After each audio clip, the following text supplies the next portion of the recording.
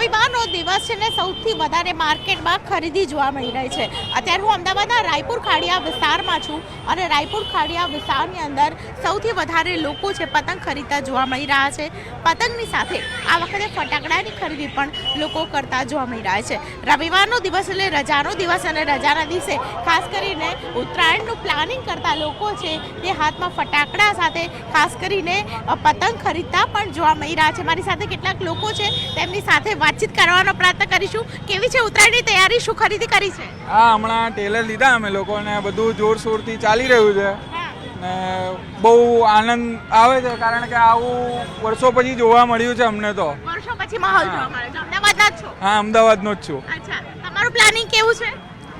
સારું છે. અત્યારે રંગાવાની છે દોરીઓ દોરી રંગાવવાની છે અને પતંગો પણ લેવાની છે રાત્રે. અચ્છા, રવિવારનો દિવસ જ પસંદ કર્યો? હા, રવિવાર કારણ કે બધું ઓફિસનું ને હમણાં બ્રેક હોય તો હમણાં સારું લાગ્યું ને બધી ફેમિલી ઘરે જ બેસેલી છે તો એમને પેલા બાળકોને બતાવીશ કે આ લઈને આવ્યો ને પછી રંગાવવા જઈશ. હા, બિલકુલ. તો આ રીતે ખરીદી કરતા લોકો જોવા મળી રહ્યા છે. આપ જોઈ રહ્યા છો એટલી બધી ભીડ જોવા મળી છે. ખાસ કરીને લોકો સનગ્લાસીસ ખરીદતા પણ વિશેષ જોવા મળતા હોય છે. તહેવારનો અવસર અને આ અવસરે ખાસ કરીને સૌથી વધારે ખરીદી રાયપુર ખાડિયા બજારમાં થતી હોય છે. પતંગ ઉદ્યોગને લઈને સૌથી મહત્ત્વની વાત છે કે ગુજરાતમાં પતંગ ઉદ્યોગ છે તે વિકસ્યો છે, પરંતુ રાયપુર અને ખાડિયાની વાત કરવામાં આવે તો ઉત્તરાયણના આગલા દિવસે કતલની રાત તરીકે અહીં ખાસ કરીને ભીડ પણ એટલી હોય છે કે પગ પણ મૂકી ન શકાય તેવી પરિસ્થિતિ વચ્ચે લોકો ખરીદી કરતા જોવા મળી રહ્યા છે. છેલ્લી ઘડીની ખરીદી કરતા ખાસ કરીને રવિવારના દિવસે છે તે લોકો જોવા મળી રહ્યા છે. અત્યારે પુષ્પા 2 ચાલે છે, ઝૂકેગા નહીં, એ પતંગ નવા આવ્યા છે.